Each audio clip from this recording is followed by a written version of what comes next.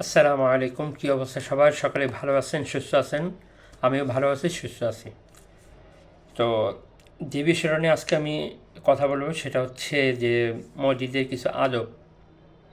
প্রথমত দেখা যাচ্ছে যে মসজিদের যে সামনে জায়গাটা, যে ফ্রন্ট যেখানে আপনারা ঢুকেন, গেটের সামনে দেখা যায় যে প্রচুর পরিমাণ জোতা থাকে। তো এইটা কিন্তু আসলে দেখতে একটা খারাপ দেখা যায় যে আল্লাহর ঘরের সামনে যে জুতাগুলো রাখা হয়, এগুলা আসলে দেখতে একটু পরিবেশটা অসৌন্দর্য দেখা যায়।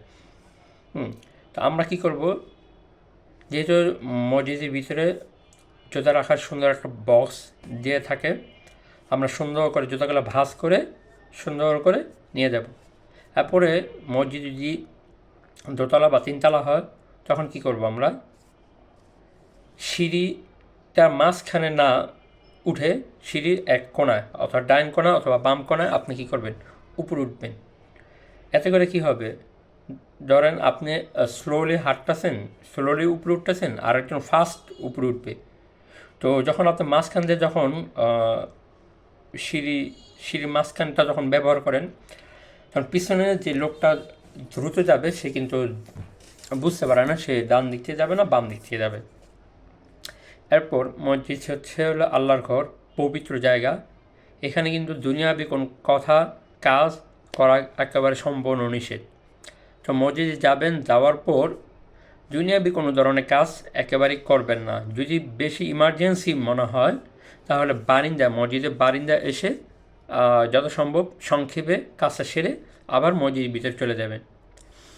অনেক সময় দেখা যায় যে জুম্মার নামাজ অনেকে পড়তে যায়, খুতবা চলাকালীন সময় প্রচুর পরিমাণ কথা বলে, এটা কিন্তু খুবই খারাপ। তারপরে হচ্ছে আর একটা বিষয়, সেটা সবচেয়ে বেশি লক্ষণীয়, সেটা হচ্ছে যে সামনের কাতার খালি রেখে পিছনের কাতার দাঁড়ানো, এটা মোটেও অনুচিত। যখন দেখবেন আপনার সামনের কাতার খালি আছে, আপনি সেই জায়গাটা ফিল আপ করবেন, সুন্দর করে ফিল আপ করে তারপরে নামাজ দাঁড়াবেন। সর্বশেষ একটা মূল্যবান কথা বলি, মসজিদে কোনো দামি জিনিস নিয়ে যাবেন না। দামি পোশাক পরবেন, বাট দামি জিনিস কিছু নিয়ে যাবেন না, যেমন জুতা, মানি ব্যাগ, মোবাইল। এই তিনটা জিনিস কখনো কী করবেন না, মসজিদের ভিতরে নিয়ে যাবেন না।